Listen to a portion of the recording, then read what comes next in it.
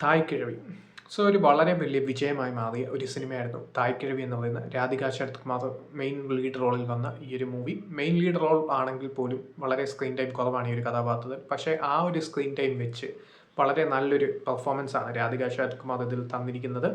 കാരണം ഈ ഒരു ക്യാരക്ടർ 72 വയസ്സായിട്ടുള്ള ഒരു സ്ത്രീ കഥാപാത്രമാണ്. സോ മക്കളെയും മരുമക്കളെയും എല്ലാം ഓടിച്ചുവിട്ട് ഈ ഒരു പലിശയ്ക്ക് കടം കൊടുക്കുന്ന ആ ഒരു നാടിനെ തന്നെ കിടുകിട വിറപ്പിക്കുന്ന രീതിയിലുള്ള ഒരു ക്യാരക്ടർ. സോ അങ്ങനെയുള്ള ഈ ഒരു ക്യാരക്ടർ, അതായത് ഇപ്പോൾ ഒരു പൈസ വസൂൽ ചെയ്യുന്ന സമയത്ത് രാവിലെ 7 മണിക്ക് എഴുന്നേറ്റ് ആ ഒരു പൈസ വസൂൽ ചെയ്യാനായിട്ട് ആ ഒരു കാലം കുടയായിട്ടൊക്കെ ഇറങ്ങുമ്പോഴത്തേക്കും ആ ഒരു ആളുകൾ നാട്ടുകാർ കാണുമ്പോൾ തന്നെ 4 ഭാഗവും ഓടാൻ തുടങ്ങും ഒരു ക്യാരക്ടറിനെ. സോ അങ്ങനെയുള്ള രീതിയിലുള്ള ഒരു ക്യാരക്ടറാണ്. കൂടെയുള്ളത് ആ ഒരു മകളും ആ ഒരു മകളുടെ കുട്ടിയും മാത്രമാണ് ഈ ഒരു പൊന്നുത്തായുടെ കൂടെ. സോ അങ്ങനെ വരുമ്പോഴത്തേക്ക് ഈ ഒരു നാടിനെ തന്നെ കിടുകിട വിറപ്പിക്കുന്ന ഒരു ക്യാരക്ടർ, ആ ഒരു ക്യാരക്ടർ പെട്ടെന്ന് ഒരു ദിവസം വയ്യാതാവുന്നു. സോ അങ്ങനെ വരുമ്പോഴത്തേക്കും 2 ദിവസത്തിനുള്ളിൽ മരിച്ചു പോകും എന്ന് പറയുമ്പോഴത്തേക്കും ഈ ഒരു മക്കളും മരുമക്കളും ഒക്കെ തന്നെ വരുന്നത് എന്തിനാന്ന് എല്ലാവർക്കും അറിയാം, സ്വത്തിന് വേണ്ടി തന്നെ. സോ അങ്ങനെ ഇവരെങ്ങനെയെങ്കിലും മരിച്ചാൽ മതി എന്നുള്ളൊരു മൈൻഡിലാണ് നാട്ടുകാരിയിരിക്കുന്നത്. മക്കളും അതേ മൈൻഡിൽ ഇരിക്കുന്നു. പക്ഷേ മക്കളുടെ മൈൻഡ് പെട്ടെന്ന് ഒരു ദിവസം മാറുന്നു. അതിൻ്റെ റീസൺ എന്താണെന്നുള്ളതാണ് ഈ സിനിമയുടെ ഹൈലൈറ്റ് ആയിട്ടുള്ള സ്റ്റോറി.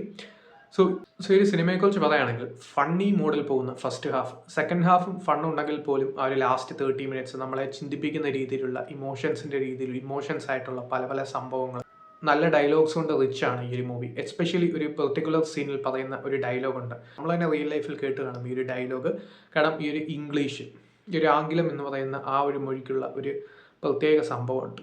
അതിനെക്കുറിച്ച് പറയുന്ന ഒരു സീനുണ്ട്. അതായത് ഇംഗ്ലീഷിൽ തന്നെ സംസാരിച്ച് ഇംഗ്ലീഷ് അറിയാത്തവരോട് പോയി ഇംഗ്ലീഷിൽ സംസാരിക്കുന്നു. അങ്ങനെ പറഞ്ഞാൽ അവർക്ക് മനസ്സിലാവില്ലല്ലോ, അവരുടെ ആ ഒരു പാണ്ഡിത്യം പറയുന്ന ഒരു സീക്വൻസ്. അങ്ങനെയുള്ള പല പല സിറ്റുവേഷൻസ് നമ്മുടെ ലൈഫിൽ ഉണ്ടായി കാണും. സോ അതിനെ സ്പെഷ്യലായിട്ട് അഡ്രസ്സ് ചെയ്യുന്നുണ്ട് ഒരു സീനിൽ. ആ ഒരു സീനൊക്കെ അത്യാവശ്യം നല്ലതായിരുന്നു ഈ ഒരു മൂവിയിൽ. അതുപോലെ തന്നെ ആ ഒരു particular 30 minutes, last 30 minutes of the മൂവിയിൽ ഇങ്ങനെയുള്ള പല പല നല്ല ഡയലോഗ്സും നല്ല സംഭവങ്ങളും ഒക്കെ വരുന്നുണ്ട്. ആ ഒരു ശിവകുമാർ മുരുകേശൻ എന്ന് പറയുന്ന ആ ഒരു ഡയറക്ടറിൻ്റെ വിഷൻ വളരെ നല്ല രീതിയിൽ സ്ക്രീനിൽ എത്തിക്കാൻ സാധിച്ചു എന്നുള്ളത് ഈ ഒരു സിനിമയുടെ പോസിറ്റീവാണ്. പറയുകയാണെങ്കിൽ അരുൾ ദോസ്, ബാലശരവണൻ, അതുപോലെ തന്നെ ഈ ഒരു സിംഗംപുലി, മുനീഷ് കാന്ത്, മുത്തുക്കുമാർ, പിന്നെ പറയുകയാണെങ്കിൽ റെബേക്ക റേച്ചൽ എന്നിവരാണ് കൂടുതൽ സ്ക്രീൻ ടൈം ഉള്ളത്. സോ അവരുടെ ഒക്കെ പെർഫോമൻസ് തന്നെയാണ് ഈ ഒരു സിനിമയുടെ സോൾ എന്ന് പറയുന്നത്. കാരണം ആ ഒരു ക്യാരക്ടറിൽ കൂടിയാണ് ഒരു ഫണ്ണി എലമെൻറ്റ്സ് കൂടുതലായിട്ടും വരുന്നത്. അതിൻ്റെ കൂടെ തന്നെ ചിന്തിപ്പിക്കുന്ന കാര്യങ്ങളും ഈ ഒരു ക്യാരക്ടേഴ്സിൽ കൂടി തന്നെ വരുന്നുണ്ട്. സോ ആ ഒരു ഇമോഷൻസ് വർക്കൗട്ട് ആവുന്നതും ഫണ്ണി എലമെൻറ്റ്സ് വർക്കൗട്ട് ആവുന്നതും ഈ ഒരു സിംഗംപുലിയുടെ ക്യാരക്ടർ തന്നെ ആ ഒരു കമൽഹാസൻ്റെ ഡൈഹാർട്ട് ഫാനാണ്.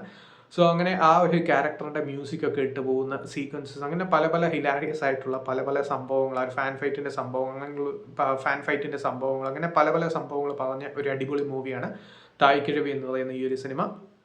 നല്ല സിനിമ ആയതുകൊണ്ട് മാത്രം വിജയിച്ച ഒരു മൂവി ആയിട്ടാണ് തോന്നിയത്. കാരണം ഇങ്ങനെയുള്ള റൂറൽ രീതിയിലുള്ള എൻ്റർടൈനേഴ്സിൽ വരുന്ന ഫണ്ണി എലമെൻസും അങ്ങനെയുള്ള പല പല സംഭവങ്ങളും കാണാൻ തന്നെ ഒരു രസമാണ്.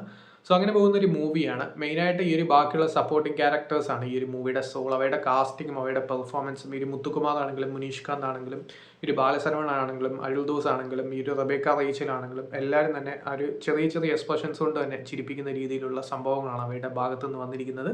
അത് സിനിമയുടെ ഒരു വലിയ വിജയമാണ്. സോ അങ്ങനെ പോകുന്ന ഒരു മൂവിയാണ് തായ് കിഴവി. ഇനിയും കാണാത്തവർ കാണുക. ജിയോ ഹോട്ട്സ്റ്റാറിൽ ഈ ഒരു മൂവി അവൈലബിൾ ആണ്. കണ്ടിട്ട് നിങ്ങളുടെ അഭിപ്രായം പറയുക.